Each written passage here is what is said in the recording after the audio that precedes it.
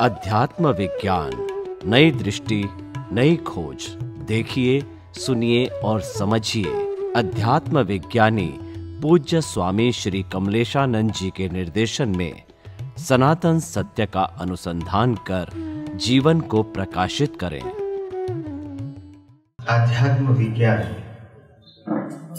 के बारे में सत्संग हो रहा है और ये विज्ञान कुदरत के कानून के ऊपर आधारित है। ये दुनिया का सनातन या शाश्वत सत्य के ऊपर आधारित है। ये कोई धर्म, संप्रदाय, व्यक्ति, गुरु या क्रियाकांड के ऊपर आधारित नहीं है। ये विज्ञान है और विज्ञान के अंदर दृष्टि का इम्पोर्टेंट होता है, क्रिया का इम्पोर्टेंट नहीं होता है। धर्म में, व्यवहार में क्रिया का इम्पोर्टेंट है। आध्यात्म विज्ञान में दृष्टि का इम्पोर्टेंट है। धर्म श्रद्धा के ऊपर है, विज्ञान सिद्धांत के ऊपर है। धर्म में बहुत सारे ऑप्शन होते हैं, अलग अलग धर्म। विज्ञान में ऑप्शन नहीं होते हैं। धर्म सांप्रदायिक सत्य होता है, जो एक संप्रदाय दूसरे संप्रदाय को एक्सेप्ट नहीं करता है। विज्ञान सिद्धांत के ऊपर आधारित है, इसीलिए वहां कोई ऑप्शन नहीं है एक या दूसरा। धर्म व्यवहार सत्य के ऊपर आधारित है, यह सनातन सत्य के ऊपर आधारित है। धर्म के अंदर समय समय पे जैसे जैसे संजोग आते हैं, धर्म गुरु आते हैं, ऐसे ऐसे धर्म के अंदर क्रिया या मान्यता परिवर्तन हो सकती है। कुदरत के कानून में कभी परिवर्तन नहीं होता है। तो ये बात ध्यान में रखने की है कि हम जब इस दुनिया की सच्चाई को, शाश्वत सत्य को, सनातन सत्य को जहां तक नहीं जानेंगे, नहीं समझेंगे, नहीं मानेंगे, वहां तक हमारी प्रगति आध्यात्म के मार्ग में संभव है ही नहीं। क्योंकि धर्म और संप्रदाय से जो प्रगति होती है, वो प्रगति श्रद्धा के ऊपर आधारित है और श्रद्धा बदल भी सकती है। आज आप एक गुरु या भगवान को मानते हैं, कल दूसरे गुरु भगवान को भी मान सकते हैं। आज एक धार्मिक क्रिया करते हैं, कल दूसरी धार्मिक क्रिया आप कर सकते हैं। मंदिर, मंत्र, गुरु, भगवान सब कुछ आप अपने जीवन में बदल सकते हैं। अगर पसंद नहीं होता है तो विज्ञान कभी बदल सकते, क्योंकि दो प्रकार का ही नहीं है। क्या बताया? दो प्रकार का विज्ञान नहीं है।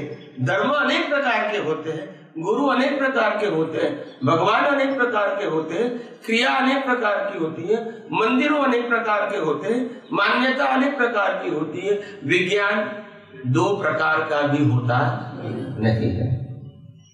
तो जहां तक शाश्वत सत्य की बात है, वो तो एक ही होता है, और जहां तक सांप्रदायिक सत्य की बात है, वो तो अनेक है।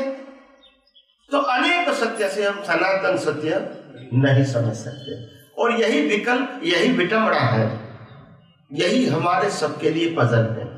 हर व्यक्ति अपने धर्म को, अपने गुरु को और अपनी ही क्रियाओं को महान बताने की कोशिश करता है। मगर जब बच्चे छोटे होते हैं, थोड़े समझदार होते हैं, तो उनको यह समझ में नहीं आता है कि आखिर हम जो धर्म को बचपन से पैदा होते हुए वो मानते हैं, तो हमारे माता पिता, धर्मगुरु या हमारे वडील लोग दूसरे धर्म में जाने की मना क्यों करते हैं? नहीं समझ में आया? आप समझे ना? अगर हर धर्म के अंदर के महान पुरुष हो गए, उन्होंने बताया है, उन्होंने धर्म का स्थापन किया है, फिर मना क्यों करते हैं?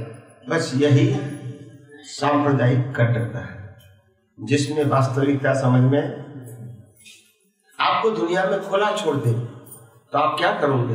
हर धर्म के अंदर जाओगे, सुनोगे, समझोगे, अनुभव करोगे, और लगता है कि इससे भी कुछ आगे हो सकता है तो वहां जाओगे, फिर लगता है कि इससे भी आगे हो सकता है, आप वहां जाओगे। ऐसे करते आप सत्य की, सनातन सत्य की खोज या पहचान करने का प्रयास करोगे। मगर जब पैदा होने के बाद एक ही जगह पे आपको रहने का फोर्स किया जाएगा तो दुनिया का सनातन सत्य समझना आपके लिए शक्य नहीं है। और फिर धीरे धीरे एक ही संप्रदाय में रहते हैं तो कट्टरता बन जाती है। क्या बन जाती है? हम सही, बाकी सब यही होता है। तो ये व्यक्ति ओपन माइंड के नहीं होते, वो संकुचित हो जाते हैं। क्या होते हैं? और संकुचित होने के नाते वो शाश्वत सत्य समझने के लिए लायक नहीं होते। तो इसीलिए ये जो विज्ञान है, ये विज्ञान को बनाने वाला इस दुनिया में कोई व्यक्ति है, इसीलिए उसको कुदरत का कानून कहते हैं। क्या कहते हैं? इसको हम अनुभव कर सकते हैं, बना सकते हैं। ये सूर्य चंद्र को पहचान सकते हैं, बना सकते हैं।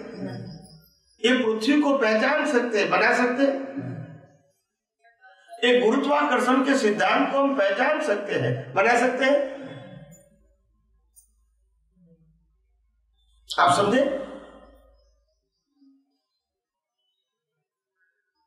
हर बातों को देखो, आप जान सकते हैं। ये पेड़ कैसे बन सकता है?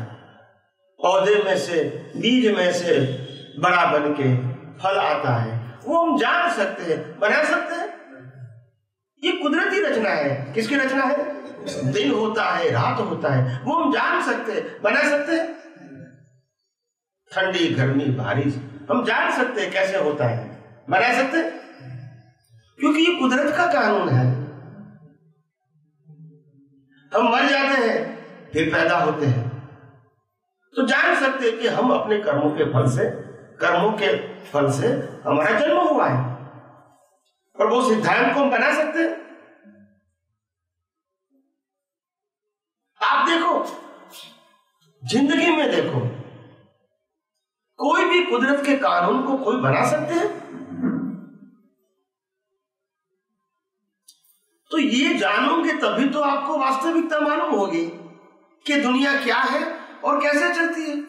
नहीं तो कोई कहेगा कि राम चलाते हैं, कोई कहता है कृष्ण चलाते हैं, कोई कहता है महावीर चलाते हैं, कोई कहता है शिव चलाते हैं, कोई कहता है स्वामीनारायण चलाते हैं, ऐसा ही कहेंगे ना। मगर दुनिया कुदरती कानून से चलती है। कौन से कानून से? और जितने महान पुरुष हो गए वो सभी कुदरत के कानून के अंदर से, के बाहर से।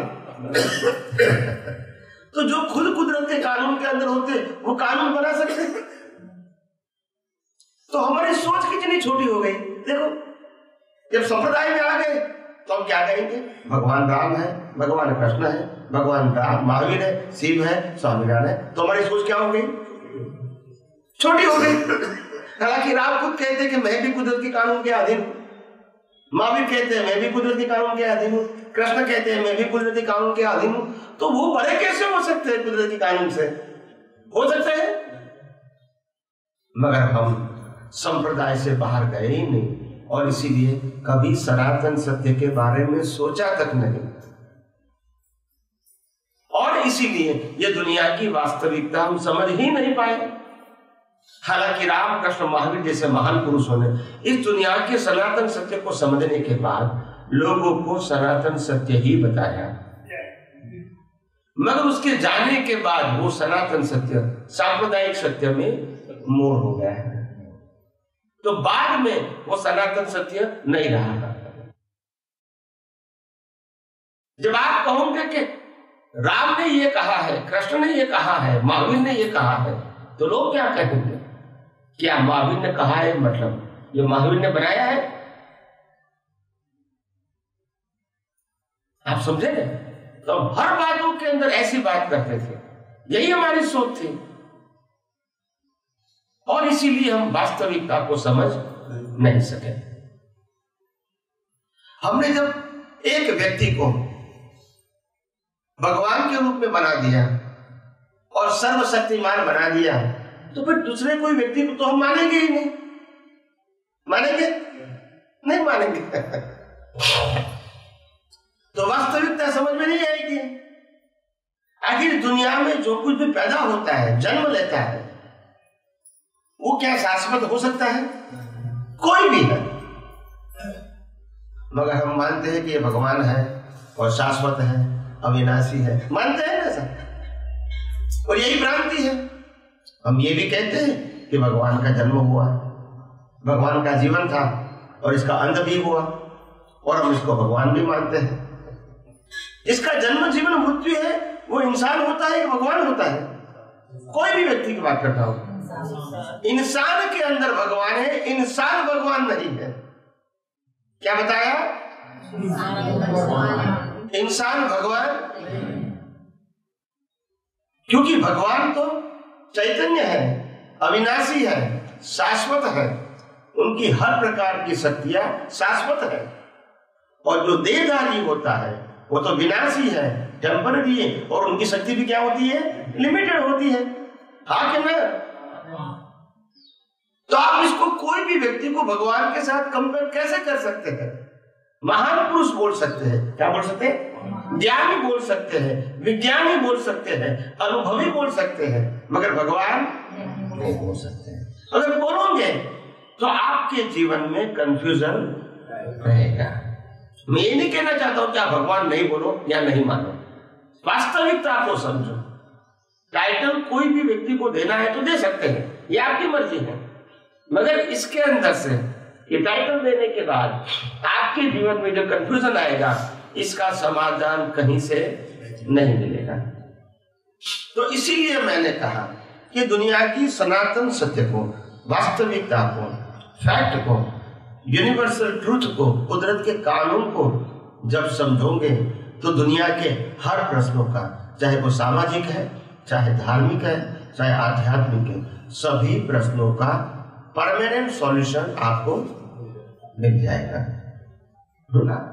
स्वामी जी, हम लोग जो बोलते हैं भगवान महावीर बोलते हैं, दादा भगवान भी बोलते हैं, बहुत सारे व्यक्ति के साथ भगवान शब्द तो जुड़ते ही हैं, तो वो क्या गलत है?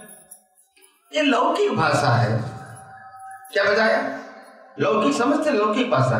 ये सिमंदर स्वामी भगवान, वो लौकिक भाषा है। लौकिक समझते हैं कि नहीं? ये मेरे पिताजी है, ये मेरे माता जी है, वो लौकिक भाषा है। वो ये भी कहते हैं उनका माता पिता कि मेरा बच्चा है, नहीं कहते? एक इसको बालक भी कहेंगे, एक इसको पिता भी कहेंगे, एक इसको भाई भी कहेंगे। ये पहचानने का साधन है। वास्तव में हम जो शाश्वत शक्ति की बात करते हैं, चेतन शक्ति की बात करते हैं, अविनाशी शक्ति की बात करते हैं, वो भगवान नहीं है। लौकिक, लौकिक समझते हैं ना? लोग में कहेंगे कि मैं महावीर को भगवान मानता हूँ, कृष्ण को भगवान मानता हूँ, राम को भगवान मानता हूँ, शिव को भगवान मानता हूँ, तो मना कैसे करेंगे? व्यवहार सत्य है, क्या है? सनातन सत्य, व्यवहार सत्य तो है ना। तो व्यवहार सत्य में कोई भी व्यक्ति किसी को भी भगवान मान सकते हैं, मगर ये परमानेंट सॉल्यूशन नहीं होगा। किसी को मानने का तो अधिकार है, आप समझे कि नहीं? मगर आप प्रश्न करोगे तो मैं जो वास्तविकता होंगी वो बताऊंगा। इसे आप सबका व्यवहार है, हमारा भी व्यवहार है। अगर मैं अपने माता पिता को वंदन करूंगा, इसका मतलब ये नहीं मैं उसको भगवान मानता हूं। हिंदुस्तान के अंदर जो जो महान लोग हुए, राम कृष्ण महावीर जैसे, उन्होंने क्या कहा? खुद के ही आत्मा का अनुभव किया, और ये नहीं कहा कि एक आत्मा है, सभी के अंदर वही आत्मा है। क्या बताया? जहां जीव है वहां शिव है, जहां प्रकृति है वहां परमात्मा है, जहां विनाशी है वहां अविनाशी है। तो ये अनुभव से बताया। ये धर्म डर की उत्पत्ति से हुआ है, और आज भी उनकी जो प्रकृति है, प्रकृति समझते हैं, उनकी प्रकृति यही होती है, मार फाड़ करके, तोड़ फाड़ करके, जबरदस्ती करके ले ले, यही उनकी प्रकृति रही है। हेरिटेज समझ में आया? परंपरा रही है, आज की नहीं, हजारों साल की परंपरा यही रही है और यही रहेगी। और हमारे जितने भी महान पुरुष हो गए, उन्होंने आत्मा को खुद का अनुभव किया और बाद में बताया कि आत्मा ही परमात्मा है और हमारे सबके अंदर वही आत्मा है, और जहाँ जीव है, पशु पक्षी के अंदर भी वही आत्मा है, और पेड़ पौधे के अंदर भी वही आत्मा है। यानी एक आत्मा नहीं है, एक ही प्रकार का आत्मा है, मगर आत्मा सबका क्या है? इंडिविजुअल है। अगर एक ही आत्मा होगा तो क्या ऊपर आत्मा जो है वो अपूर्ण होगा? क्योंकि हम तो यहाँ है, तो पीसीस भी नहीं है। मगर कई धर्मगुरु, कई धर्मों में ऐसा बताया कि हमारे अंदर आत्मा का अंश है। क्या बताया? तो वो ईश्वर का अंश कहो, जो भी कहो, मगर ऐसा नहीं है। जिसके अंदर जो भी आत्मा है वो संपूर्ण ही है, मगर प्रकट होता है आंशिक। क्या होता है? संपूर्ण नहीं होता। और जिसके अंदर संपूर्ण प्रकट हो गया वो खुद ही, उन्होंने परमात्मा का अनुभव कर दिया। फिर बॉडी तो आयुष्य कर्म के मुताबिक रहेगी, बॉडी आयुष्य कर्म के मुताबिक रहेगी। तो कहने का मतलब यह है कि इसीलिए अपने जीवन के अंदर जहां तक हमने वास्तविकता नहीं जानी है, वहां तक समझ में नहीं आता है। तो हर बातों को पहले इतिहास जानो। क्या माने? जानो पहले इनकी उत्पत्ति कहां से हुई, एक क्रिश्चियन धर्म की उत्पत्ति कहां से हुई, ये जानोगे तो मालूम होगा। और ये सनातन धर्म की उत्पत्ति कहां से हुई, क्योंकि सनातन धर्म की तो उत्पत्ति हुई नहीं है, वो तो शाश्वत है।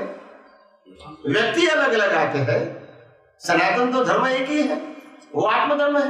बाकी सब सांप्रदायिक धर्म है। सांप्रदायिक धर्म समय समय पे उत्पन्न होता है, नाश होता है, उत्पन्न होता है, नाश होता है। मगर सनातन सत्य तो वही का वही रहेगा, उसमें उत्पत्ति और नाश नहीं है। तो समय समय पे क्रियाकांड, आकार, रूप, रंग, रस, जो बाहर का भाग है वो तो अलग अलग होगा ही। ऐसा स्वामी जी, हम लोग जो शुद्ध आत्मा देखते हैं आपस में एक दूसरे को, तो शुद्ध आत्मा मतलब भगवान ही देखने के जैसा शुद्ध आत्मा है वो। शुद्ध आत्मा मतलब है शाश्वत आत्मा।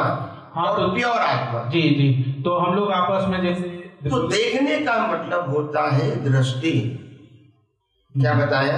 दृष्टि।